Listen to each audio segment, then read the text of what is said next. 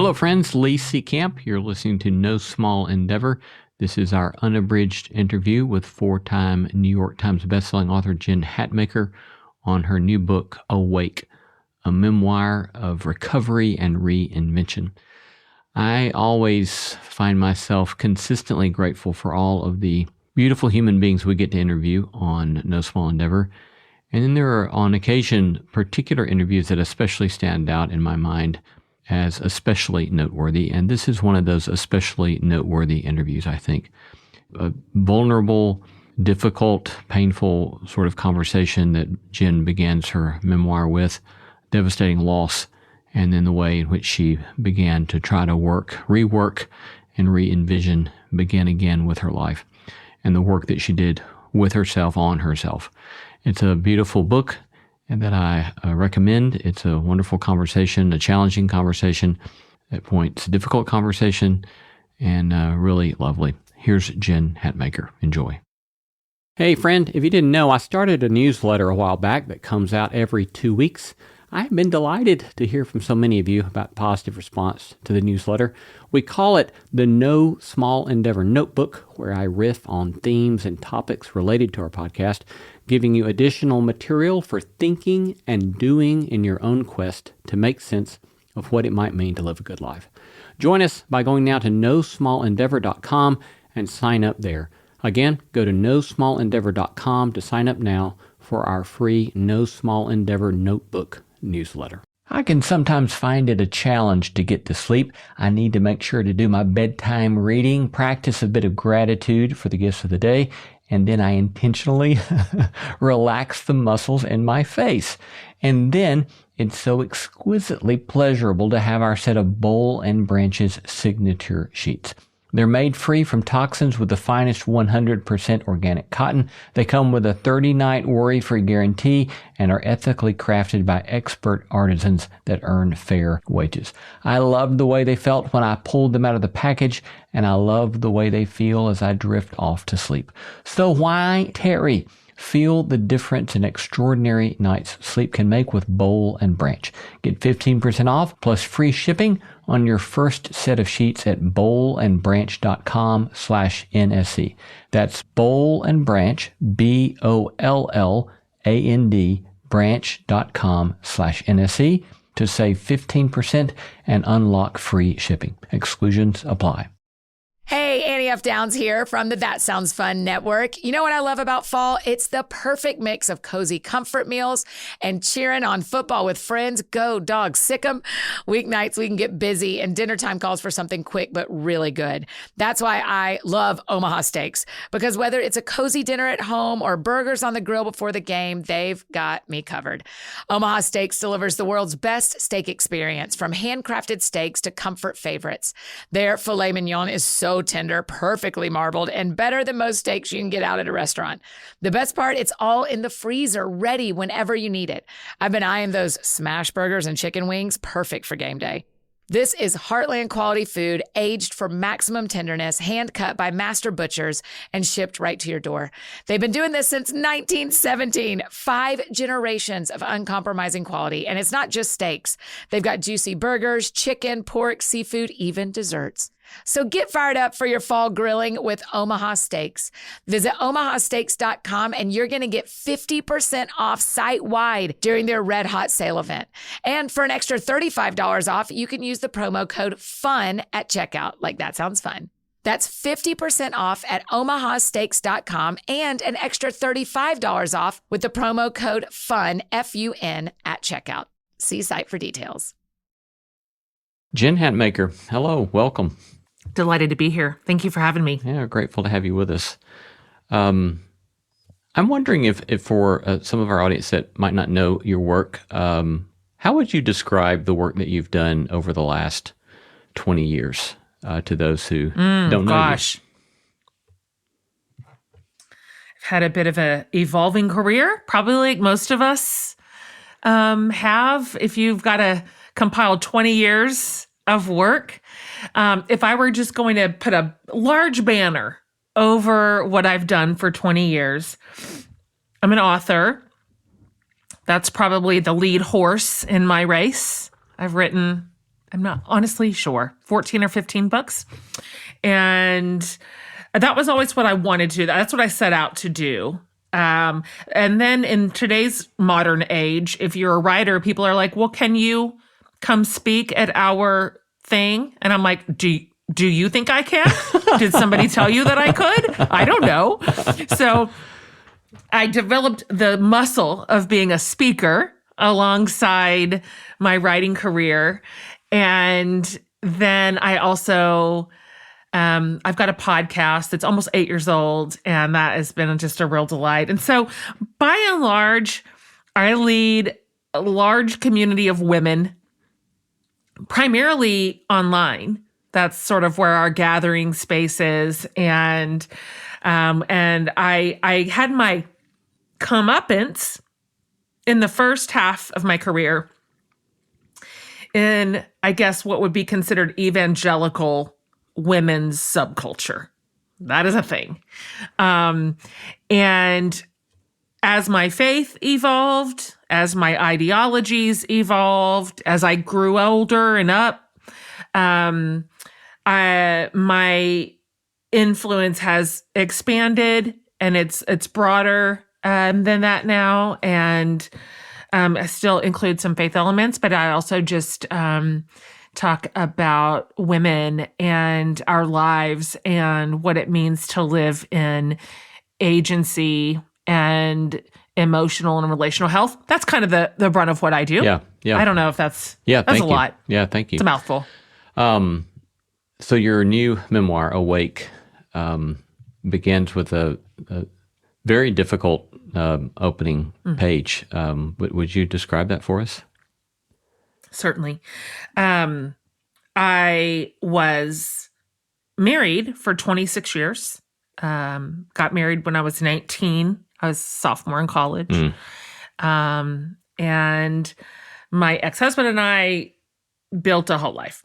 And we have 5 kids, 3 biological, 2 adopted. He was a pastor, church planters, the whole thing. And in July of 2020, so it's been just 5 years, I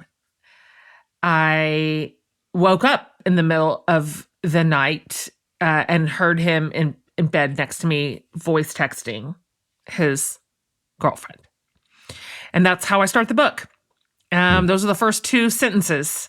And as I wrote, it was the end of my life as I knew it. And it was. And so that was a before and after. And this book it's both the before and the after.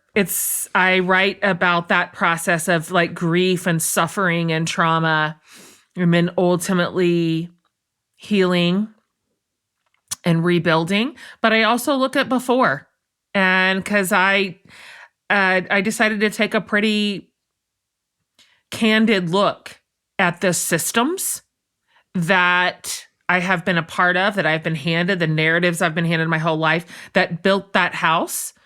And so I decided to look at those brick by brick by brick.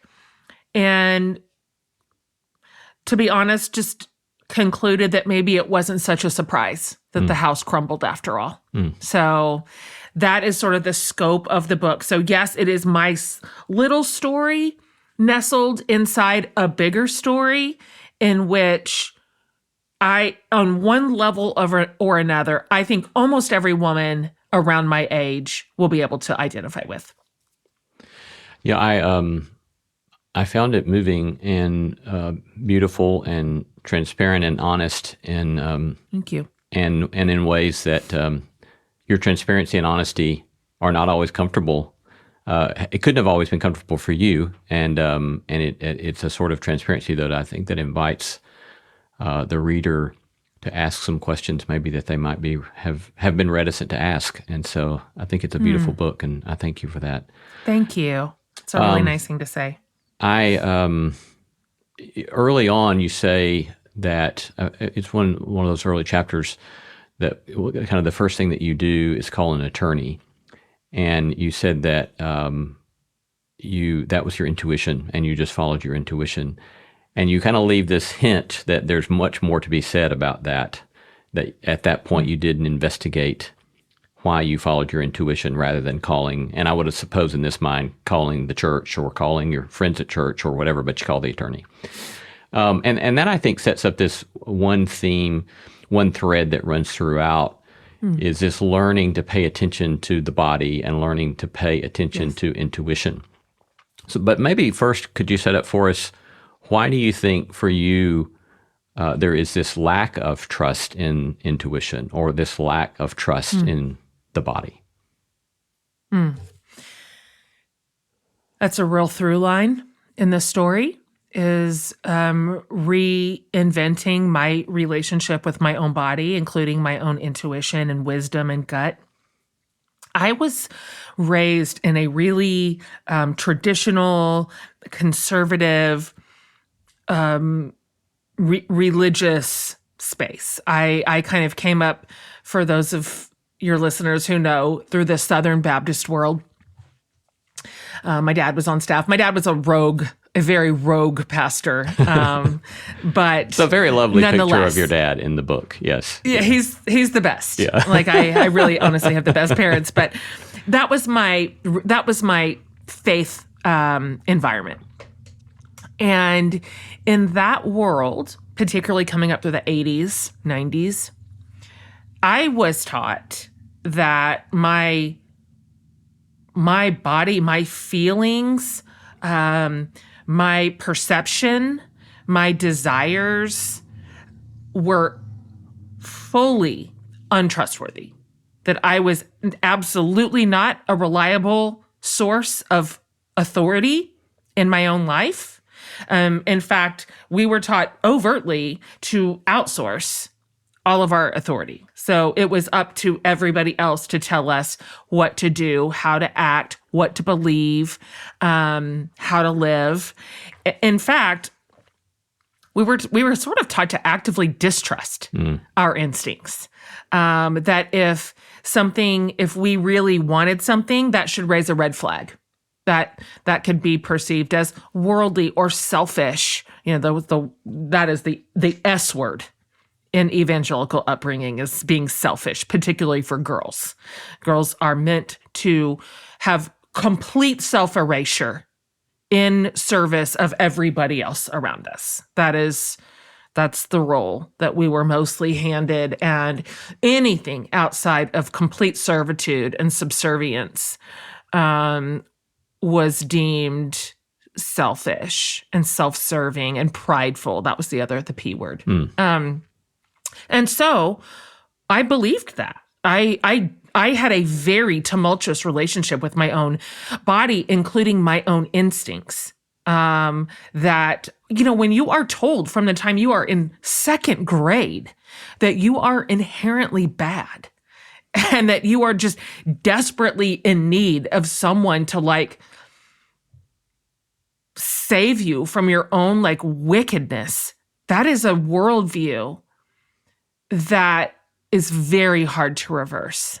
And so when I lost my marriage, and I just could not, I've always used my brain then to just alchemize everything that has ever happened to me. And I'm cerebral in nature. And so, but I couldn't get out of my brain. My brain was a poisonous loop of shock and grief and trauma. And I'd seen things I couldn't unsee, and I just could not escape it. And so for maybe the first time in my life, I went to my body and went, I wonder if my body might be a more gentle guide through this season of life. And so you'll see in the book, as you saw, I had new practices that I put into place. I worked with sort of energy specialists and healers, and acupuncture, meditation, guided meditation became my number one tool to talk me out of being in my head and get me back into my body. And it was a transformative experience. And I'm still learning to experience the world through the trustworthiness of my own body, which is like a whole new day for me. Yeah. And even the practice of breathing, you mentioned several times, and the beauty of that, which Yeah. reminded me, years ago, I called a mentor of mine and was in all sorts of emotional distress. And I remember he said, well, the first thing I would suggest to you is to breathe. And I thought, Yeah. that's what you've got for me? That's all you've got for me? Golly. But then right? but then in turn I realized, oh my, that was incredible wisdom. Yeah. Isn't it? Yeah. I mean, I mentioned in Awake, but I'm like, God, even babies know how to breathe. Like, they don't even have to pay to learn it, but here we are. Yeah. And this breath work is a genuine way to regulate your central nervous system and to pull you out of a space of panic, which I was in at the time, and to recalibrate the chaos that my brain just couldn't do. So yeah, turns out breathing. So everybody get excited. Yeah. We're coming at you with some real high level tactics here. Yeah, one way you summarize in one line some of the stuff that you just said about distrust, you said that you learned, I cannot trust a single thing I think or want. And the way then all of pleasure or desire, they are seen as untrustworthy to be sacrificed. And the way in which that takes this sort of religious form or a pietistic form. And I noticed even that you talk about when you were a young girl journaling, and you would write things like, Jesus, nothing else matters. And then you say at one point, wait a second, a lot of stuff else matters. And I think that, I'm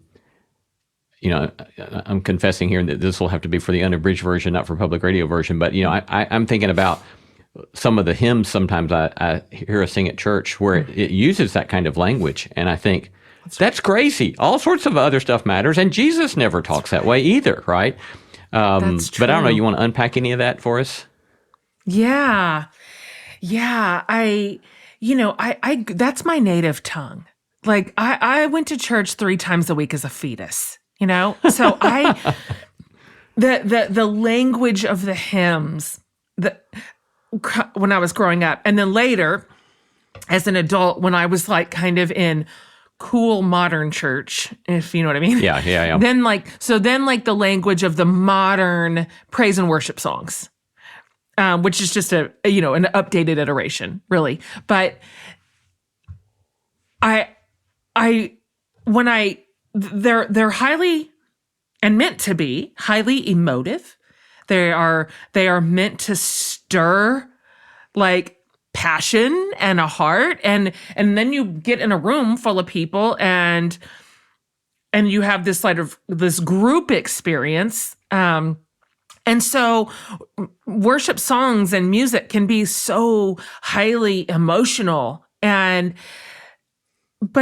when I was like, wait a minute, if I'm just going to read the words, and I am saying things like with all my heart in the pew on a Sunday, like, I want nothing but you, God. Like there is no one but you. I don't need anyone or anything but you. And I'm like, oh my God, I don't actually feel that way. And not because I'm a heretic, but like the truth of a human life is that a lot of things matter. And so I just started going, wow, if I'm going to say words to God, I at least want them to be sincere. Yeah. Like I suspect he can handle it. I suspect that I can come candid, and that God won't fall out of the sky, And so I think I'm in this season of life where I am taking, I think it's fair to say, a critical look at organized religion in general and all the spokes of the wheel, and go, what feels true to me? What feels meaningful? What feels genuine? Versus what is geared toward an emotional experience and sort of performing faith, if that makes sense. Yeah. And so I find myself in a really interesting sort of limbo right now. Yeah. What would you say in response? I can imagine some people being critical and saying, well, you're setting your feelings over the will of God. What's your response to somebody that might reply like that? Yeah. I mean, I know all those critiques. Yeah. Um, I would almost turn it around. And so I would ask that critic, are you putting your feelings before the will of God? Is some of the modern response to God swept up in emotive, demonstrative, performative group experiments? Like, are we coming into a room and plugging into an outlet and getting sort of caught up in the thing and then going out into our lives in a different way? Or is it the opposite? And so I'm okay with that criticism, and I can weather that for sure. I think what I'm more interested in is my own faith, not what someone else thinks about it. And so what I crave, I'm 51. And I think what I am craving right now, I'm a lifer. I told you, I mean, lifer, pastor's daughter, pastor's wife for 26 years, church planner. I was a pastor, preacher, teacher, Bible study writer. I mean, I know the deal. I know all the deals. I know all the language. I know all the rules. I know all the boundaries. I know all the subcultures. And so I don't speak as one who doesn't understand insider language and insider practices that are expected if you would like to protect your belonging. Yeah. I know all those. But I just think at this age, I am looking for something that feels absolutely true and sincere. I mentioned this, and you read this because you've read the book, but I read an interview maybe a couple of years ago. So in this season of life where I have felt unmoored a little bit and disoriented around the church, specifically the organized part of religion. And I read an interview with Dr. Dallas Willard, who was an eminent theologian and teacher and a brilliant person and thinker. And the interviewer said, Dr. Willard, if you could describe Jesus using only one word, what would you choose? And his answer was relaxed. And I remember reading that going, what? Relaxed? My God, the God and the Jesus that I grew up with, though they were not relaxed a second of a minute of a day. Like, I was taught that they were tight, that they were fragile, that they were arbitrary, punitive for sure, watching definitely, keeping score 100%. And I was scared. I mean, I had a righteous fear. And when he said relaxed, I'm like, I don't know if I know Jesus right. And so at this stage in my life, I can genuinely say the way that I feel about Jesus is relaxed. Mm. And, if that means people say, hey, she's just putting her feelings above this, that, or the other, I'm okay. I'll accept that. I'll receive that. Because I feel like what I am discovering now that I have lost what I thought were God's two favorite institutions, marriage, obviously, and now the church, organized religion. And I still feel this connected, centering, gentle, divine presence. That's relaxing. Mm. So I no longer feel the need to perform and to hit all my marks like somebody else would like me to. Yeah, thank you. I think that maybe one way I would summarize what I heard you say there is that in a charge, someone making a critique of yielding to subjectivity, that they may be overlooking their own subjectivity, and that there is no escape of subjectivity in the first place, and that all of us have to come somehow to come to terms with the fact that there is none. We all bring our subjectivity, right? Yeah, and that then the question becomes, will we seek to orient our subjectivity? That's just such an honest thing to say. Yeah, yeah. And that will we then seek to orient our subjectivity towards what we believe to be true. So yeah, thank you for that. Of course. And every modern person of faith does that, whether or not they're willing to admit that or Exactly, not. But yeah. everyone looks at this ancient text of the Bible and decides to pick which of it they are going to follow. Everyone does that. You're right. No one follows it by the letter of the law. I suspect that it might also be true for every modern person of faith or not, right? That we've come aware in the postmodern world that there's no escaping that kind of element of ourselves, nor even should we want to. Let me ask one more question under body before we move on. And so, if you could give us a few minutes about the way in which the body and patriarchalism plays a role in your book. Sure. I can speak to that specifically as a woman with a body. Although embodiment certainly is non-gendered. The process of being in touch with our own intuition and wisdom is for every human person. But in terms of being a woman, and this is very layered for me, some of it is certainly gendered in or out of a faith context. The body narrative that I grew up in was incredibly harmful. Everything about our bodies was meant to appease and please and attract men. And of course, that also was a wandering target. It changed by the decade.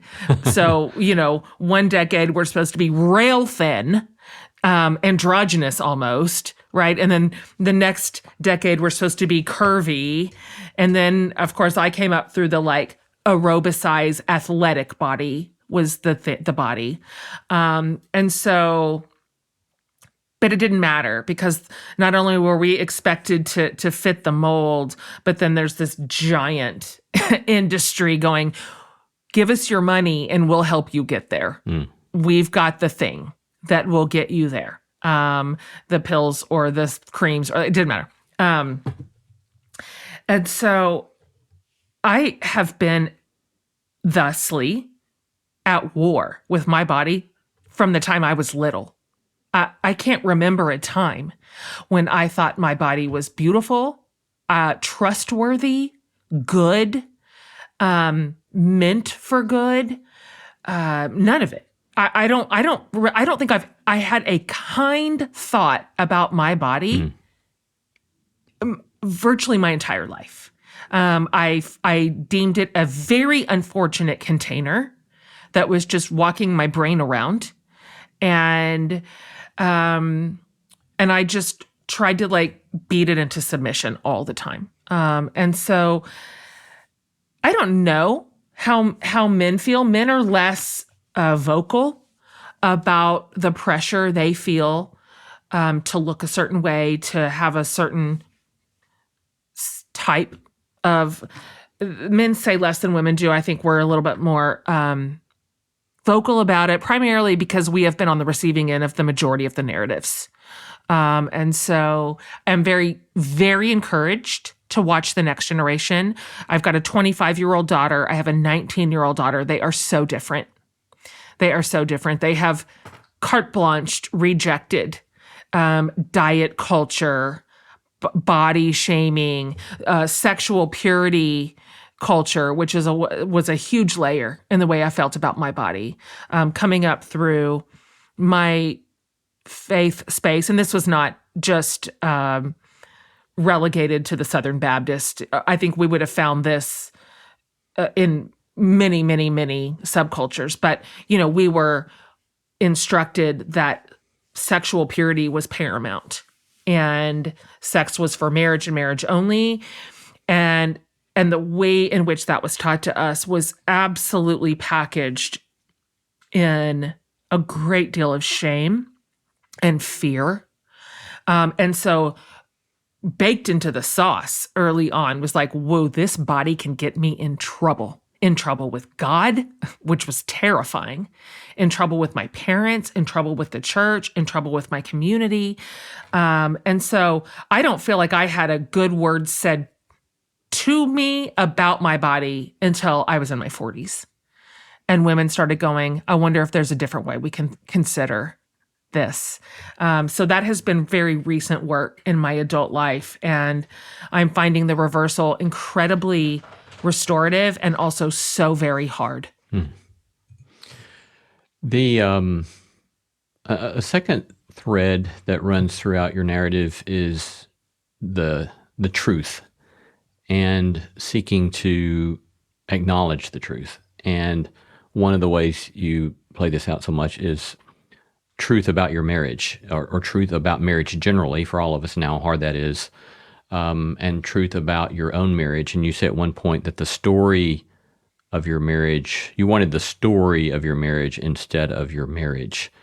But unpack some of that for us about how coming to terms with acknowledging truth was such a significant development in your recent story.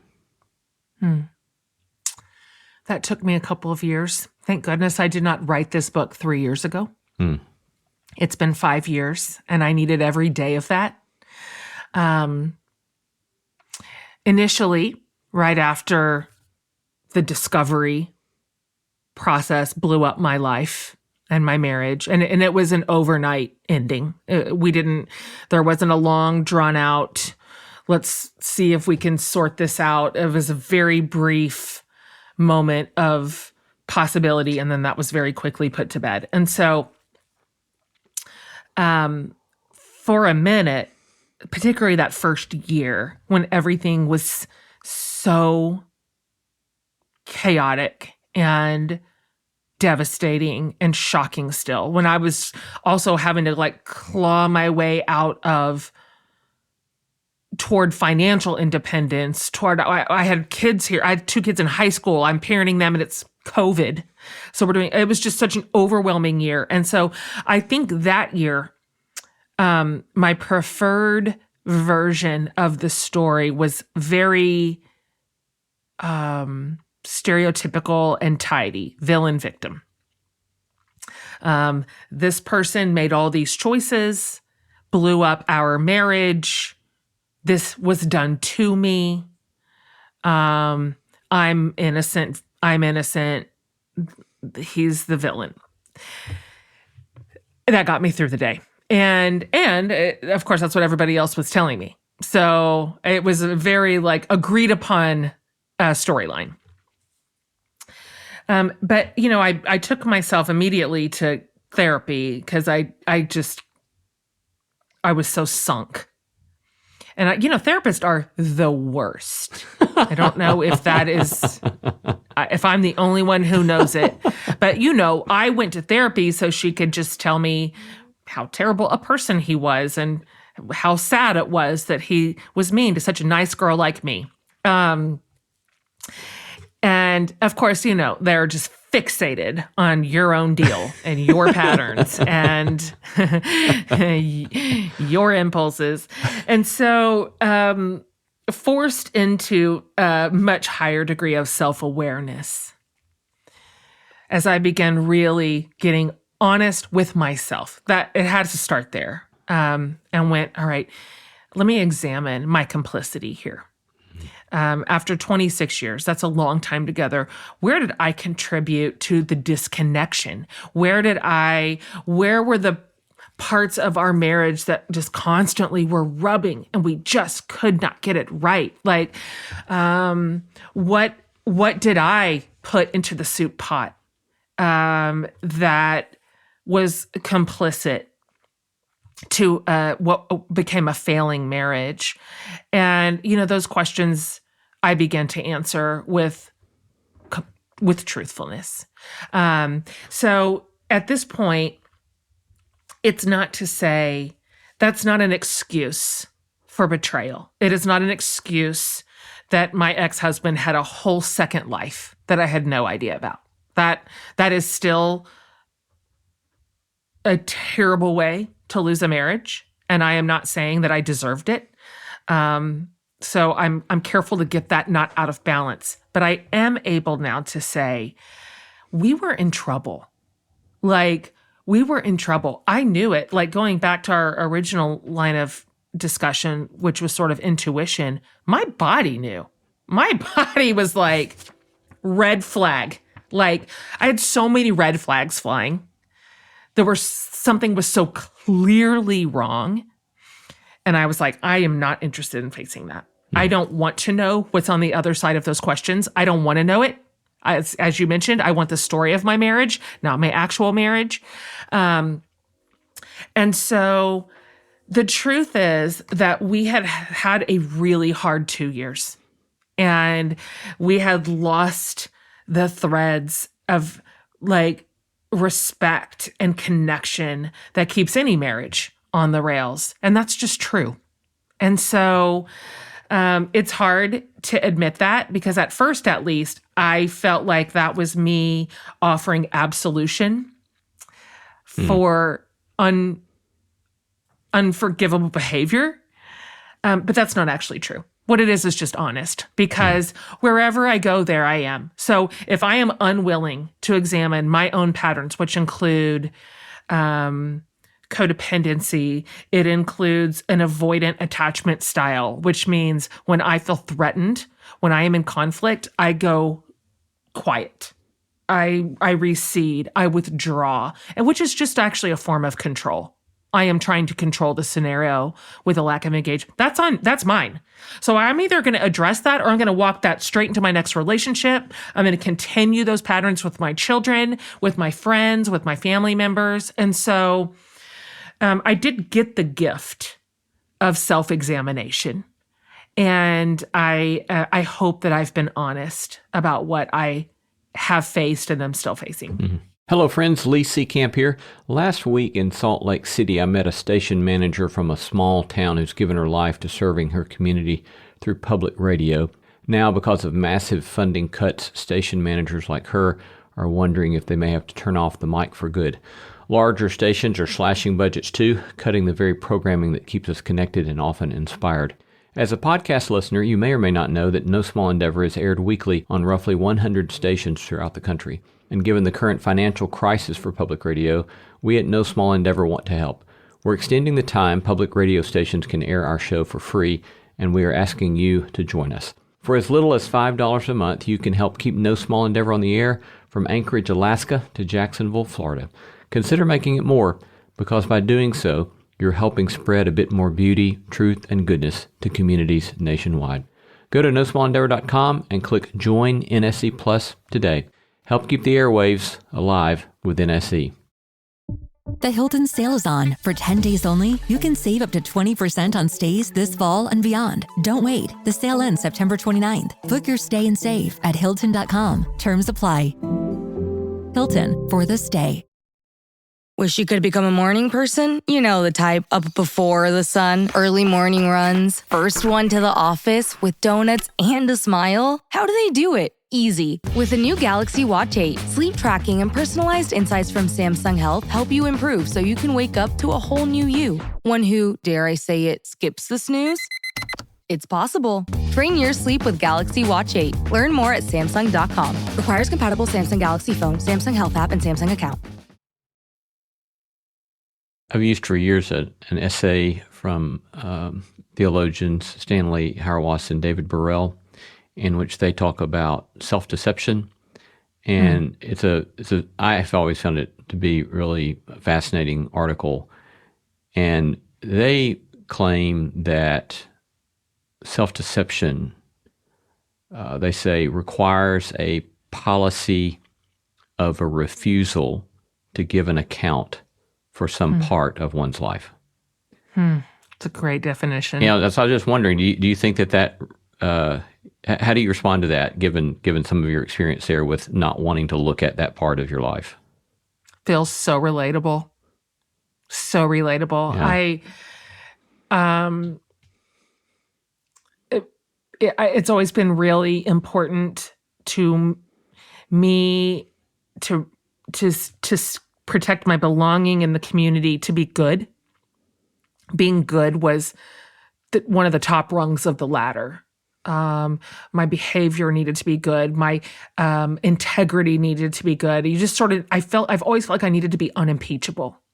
That the way God felt about me particularly depended on how good or not good I was. And then, of course, we've got this actual community that is willing to be punitive if your behavior falls outside the lines of good. So being good has always felt urgent to me. It felt necessary that's where my value would come from.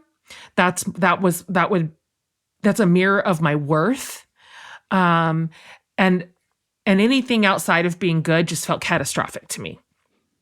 And I did not know how to handle that. And I did not know how to manage the weight of that feeling. And so that is a great enemy of self-awareness.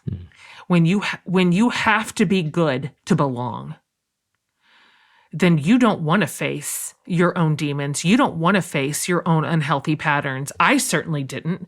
What would that mean for me? What then would I have to reckon with? What would I be left with if I was that transparent and truthful about my own failures, like the own sort of garbage parts of my personality and behaviors? And that felt scary. To me, that felt too consequential. Yeah. And I didn't want to get there. And it's almost like faith, or maybe more specifically, that kind of faith sets oneself up to be duplicitous, in the sense that yes. you have much more at stake in acknowledging your failures, right? You have much more at stake in letting people see that you're not all that. That's right. Whereas someone who doesn't have that kind of faith, or doesn't have faith, they don't have anything at stake in that, and actually have less boundaries to being more honest and transparent about themselves. I think that's a great analysis, and I think that's true. And that is reinforced by what we observe and our experiences, because trust me, I have watched plenty of faith leaders or people in a really visible space falter or fail, and the community is unkind. So it's real. Like, it's not an imagined concern that misbehavior will threaten your belonging. It will. And we've seen it happen more times than we can ever count. And so I think that's also why we end up seeing such just a devastating consistency of really well-known, prominent faith leaders living a dark, private, secret life, because they're not involved in a community that would welcome their struggles or their humanity, certainly not their failures. And so thus, we see it, to your good point, it sets people up to be duplicitous. And I think evidence of that is everywhere. The whole structure of your memoir, I would think in some ways might be characterized as one way to think about grief, kind of the first initial overwhelm of this horrific loss that unsettles everything, and then these waves of forward, backward, and the different shape the forward and the backward might take. But what would you say you've learned about grief, or the process of grief, over the last 5 years? Oh boy. I structured Awake. It's not in chapters, as you know. It's written in vignettes, which I wrote each of those in first person in real time. And so it's just in sections. The first section is called the end. And then we have the middle. And then the last third is called the beginning. And the end, the first third, and a big chunk of the middle, were the moments and the memories and the small experiences of grief. Boy, that was so painful to write. It was so hard to go back and pull all of those moments back out and just lay them on the page. It's not a prescriptive book. This is not how to get a divorce, or it's not prescriptive at all. I don't actually offer commentary to any of the moments. I tell them as if I experienced them that day. And then I'm going to let the reader decide what they would like to do with that. But the grief part was new to me. Again, I'm sorry, this is because you're a good interview. You started us with embodiment, and so much of this links back to that, including grief. My body is the way that I was finally able to process grief.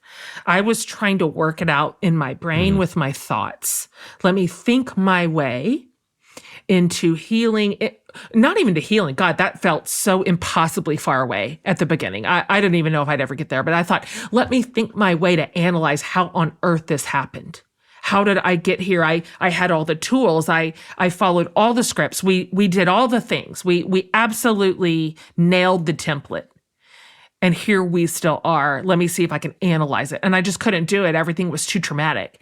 And so it was actually my body in which I finally experienced grief, when I just bypassed my mind entirely and let my body howl with sorrow. And I did not try to fix that or tamp that down. I didn't set a timer. You can cry for 10 minutes. And I let my body just feel every bit of pain that I was actually feeling. And I let it, I learned, this was through therapy and through teachers and healers and body experts. It took a village to teach me how to be in my body for grief. But I did learn how to stop resisting it. All I'd ever done is resist hard feelings. I am bad at hard feelings. That is not my best category, which made me a hard partner. If you are unable to face pain, discomfort, disagreement, whatever it is, just clear-eyed and with truthfulness, with candor, you are a very difficult partner to work with. You can never get anywhere. You can't ever get to resolution. You can't resolve a difference of opinion. You can't hear each other. There's just nothing to stick to. And so I've been such a lifelong pain resistor, talking myself right out of it. No, we don't have time for that.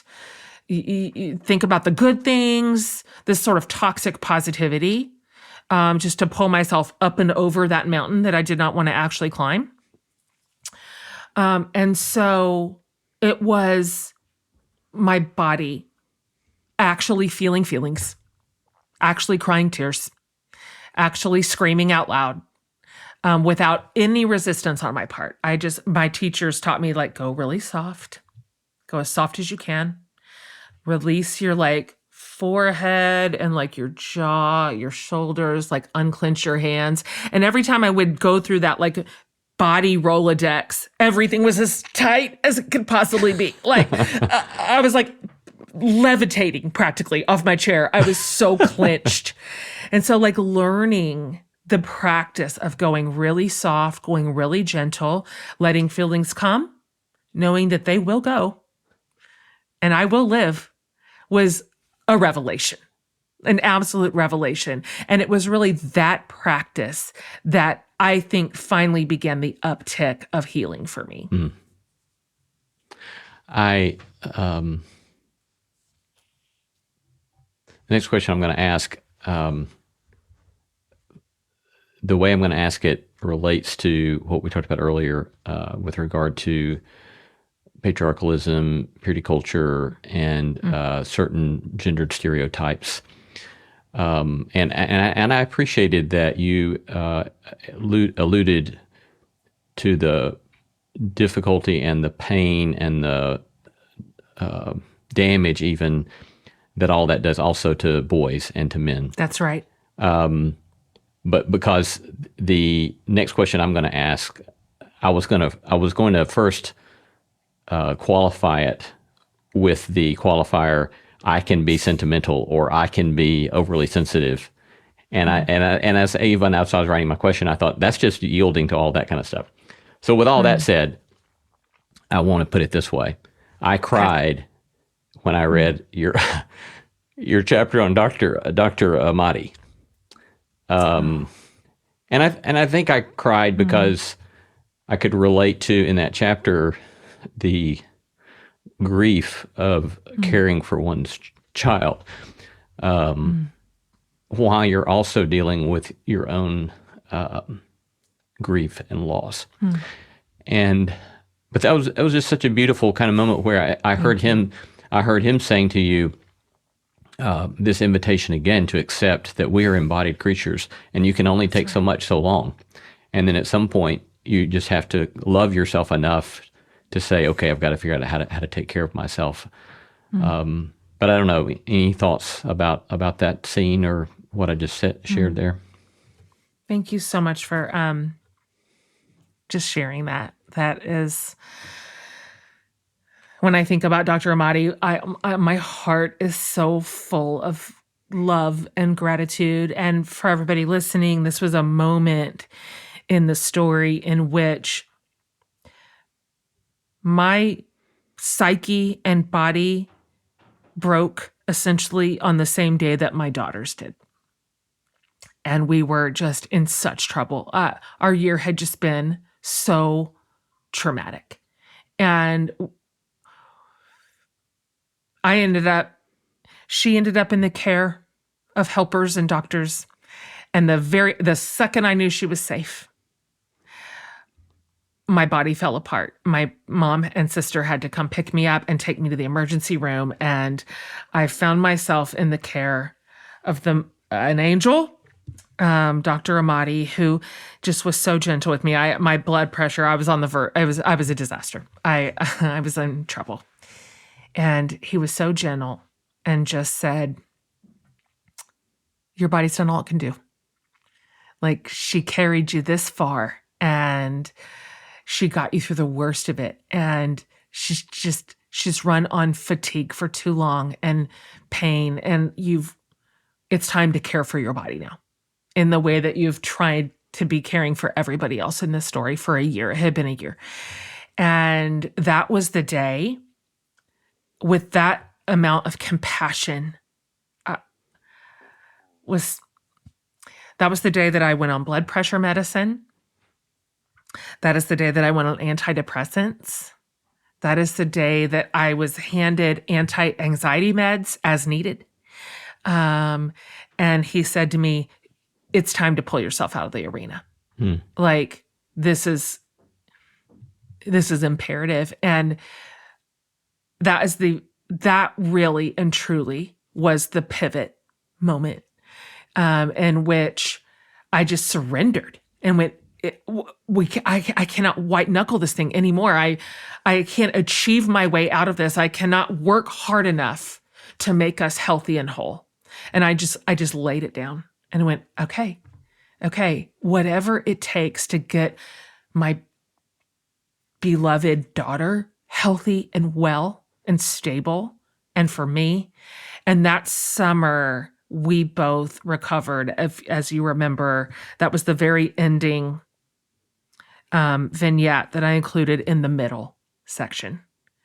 And then thus, after that, started the beginning, when we finally, the sun started to rise for us again. You mentioned a moment ago codependency, and throughout, again, this is another kind of important thread, I think, throughout your memoir. But for those who are unfamiliar, first maybe give us your working definition of codependency, and then some of the things you began to learn about that. Yeah, oh gosh. I did not know what that meant at the beginning of this season of life. Brené Brown told me, you need to get the book Codependent No More. That's going to be your Bible. Trust me, you need it. And I remember thinking, God, that can't be right. I thought codependent meant like really needy or like very meek. Somebody who just had no mind of their own at all, or I don't know what I thought I meant. But I was like, well, that is not my deal. Codependent, until I started reading that book. And I mean, talk about an indictment. So essentially, and this is such a reductionist definition, so my apologies to everyone who could do this much better than me. But codependency is this misunderstanding that I am responsible for, in charge of, or in some way able to control anybody else's. Anything. Feelings, behaviors, responses, choices, any of it. That is my space, my place to exert control over what it is that they are doing.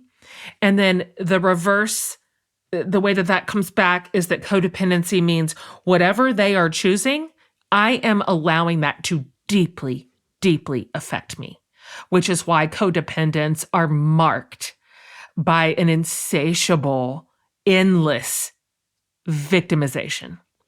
Because it just keeps you there. It keeps you in this perpetual state of anxiety and victimization. I know what's best. I'm telling you how to behave better. You won't do it. Your bad choices are thus affecting me and everybody else. And here goes the cycle. The cycle of just of endless dysfunction.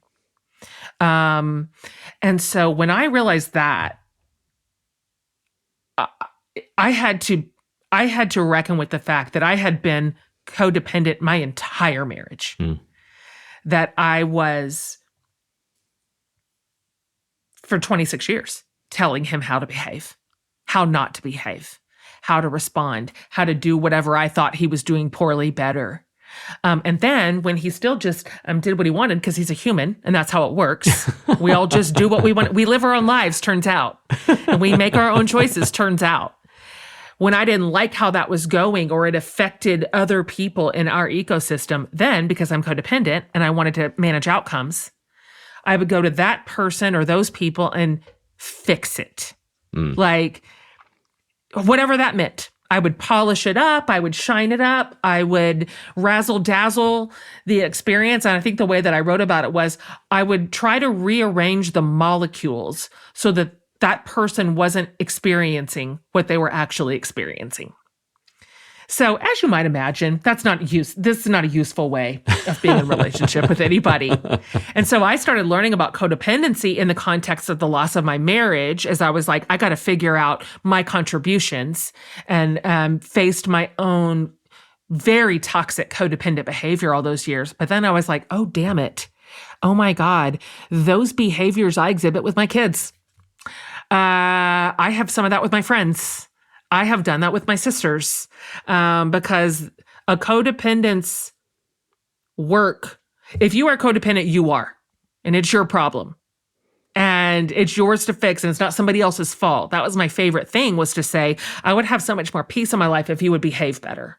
If you acted better, then I would not have to do all this labor of like instructing you on how to behave and then fixing all this mess you make. Anyway, that's not how it works. Just spoiler alert, it doesn't work. So if anybody wants to try on codependency, it's like 0 stars, okay? Not useful. Yeah, I certainly have found Melody Beatty's book, Codependent Memoir, immensely helpful in working through so much of that. So thank you for that description. And, and I think of kind of her prescription as, in effect, this invitation to take all that energy that I might be expending upon attending to other people and instead take responsibility for my own life and totally. and just say, okay, I'm responsible. And you have at some point a line where you're talking about some of this where you say that you heard someone say, the trauma someone else created is not your fault, but dealing with it is your responsibility, which I think is a beautiful way to kind of capture that, right? Is that, yeah, stuff happens to us. And then there's the question of, what am I going to do? I can't fix it. I can't control other people, but I do have a responsibility even for attending to the way I am going to respond to this situation in which I find myself. So I find that super helpful and a hard process, right? Oh my God, it's Yeah. terrible. I'd much rather control other people Yeah. than worry about myself. So 100%. Yeah. How do you think codependency for you is or is not related to unhelpful definitions of love? Yeah, that's a great question.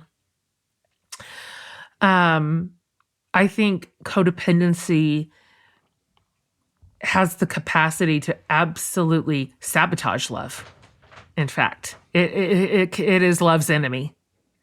And I've seen that in my own life. And so love in its pure form honors the autonomy of another human person. Love says, you matter, and your agency over your own feelings and your desires, that matters. You count. And I will love you. I will love you as you are. That is the person I will love. That's not to say that we don't also, have challenging conversations and we work out dynamics, but codependency is the opposite of that. It is the opposite. It is saying, I'm so unhappy with pieces of you. I hate them so much that I am going to make our relationship a living hell by trying to control everything that you do. And so it's no mystery that you walk that all the way out to the end of the pier and that relationship is in trouble. And so I think there's a difference between codependent behavior, which is about control, and then just good communication, which is about, we're having a difference here. Let's see if we can find resolution because we're on the same team. And we have the same goal, which is to remain connected. That is a completely different energy. It's a completely different approach than codependency, which is about control and then ultimately punishment. If you don't do what I want, I will punish you with either, it just depends on what your personality is. For me, it was with withdrawal. I will punish you I will remove myself from connection so that you will know how much I disapprove of what's happening. Terrible way to build a marriage. Terrible way to build any relationship. And so I can't think of a person I know that would not benefit from doing a little bit of homework around codependency. I think it's pretty insidious and a virus that most of us are infected with to some degree or another. Yeah. Last piece here, as we move toward a close, I'd love to hear you talk more about is that this last thread that I was especially taken with the kind of a move towards friendship with yourself. And you say at one point early on, I've functionally been my own meanest critic as long as memory serves. And yet in time, you began to move toward first a sort of tentative trust of yourself, and then in time, a sort of real loving friendship with yourself. So, as we think about that construct, what are key moments, key insights that helped you move in that regard? That's a real slow turning ship. That is not an overnight shift. That it takes a while to get that perspective all the way down into your bone marrow. When you have been like me, and I think this is some environment and some just how I am, who I am as a person, which is hard on myself.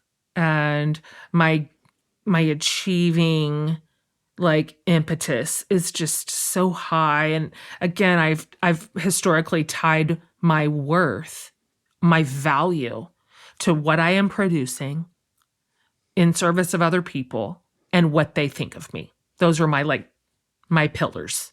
So it's completely outsourced.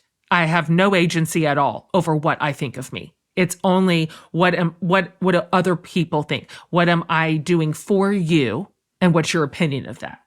So that has left me reeling for decades. Because even when that is going well, even when I'm performing to everyone's satisfaction, it always feels scary. It's a house of cards that I know that could turn in one day. And it has. I have experienced that. Like, that is easy come, easy go. And so relocating the source internally of friendship, oh my God, it's so stabilizing. It's so stabilizing. It's so generous. I find it incredibly hard. I do not have this lit, by the way. I am learning to apply the same gentleness and kindness and generosity that I can pretty easily apply to other people. That is not a hard reach for me when it comes to you, at all. I am learning how to be that gentle with myself. And this is so crazy. This goes against all my like evangelical upbringing, but I'm learning to say to myself, hey, I'm proud of you. Like, you've really done it. Like, you made it. You were a good mom. Like, one of my sons just read Awake a week or two ago. And he came in and he was like, Mom, it's so interesting to read that. He was like, I forgot that you were a person throughout all of that crazy season because you kept our ship so steady. And like, you were you were our leader, and you like pulled us all forward. I forgot that you had feelings and that you were crushed and so even now because I'm learning to be friendlier to myself, I'm able to go, you did good, kid. Like, you did the best you could. Nope. There was not a handbook for how to respond to that level of betrayal and like destruction of your whole family. You did all right. And so that is new. I have never been nice to myself. And so just that teeny little atta-girl. I mean, if I was my therapist, she would be like, let me guess, you want me to give you credit for that? And I'm like, I do. I'd like that logged in my notes. They can give us credit sometimes. Thank you. I've been trying to win therapy now for 5 years. This has all been a lovely conversation, and I'm so grateful for your willingness to share this with us and to share your journey and the moving and your own self-introspection and your own self-questioning and in light of the trauma. And we're grateful for it. Thank you. And thank you. What a nice thing to say. Thank you so much for having me on. I really appreciate you reading it. Your like genuine response to it means a lot to me. I'm not going to forget that. What you said, particularly about Dr. Amati. And so thank you for kind of reflecting that back to me. And I'm glad that meant something to you. And I'm glad to be here and with your listeners. Really grateful. Thank you, Jen. All the best.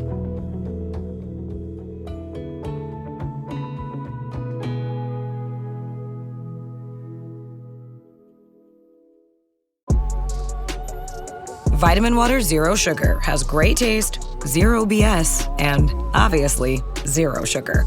For those with zero room in their calendar, zero patience for slow walkers, those who get 0 hours of sleep on a Saturday night, have zero filter, zero given, and zero interest in grabbing a plain, boring water. Grab a delicious Vitamin Water Zero Sugar today. This episode is brought to you by LinkedIn. Psst, healthcare pros, word's out, and it's too good to keep quiet. Look, LinkedIn is revolutionizing job hunting, making it possible to search by specialty, shift preference, and salary. Endless scrolling is out. Whether it's a mental health therapist or dental hygienist, finding the perfect role is faster and easier than ever. Head to linkedin.com/healthcare and start your search today.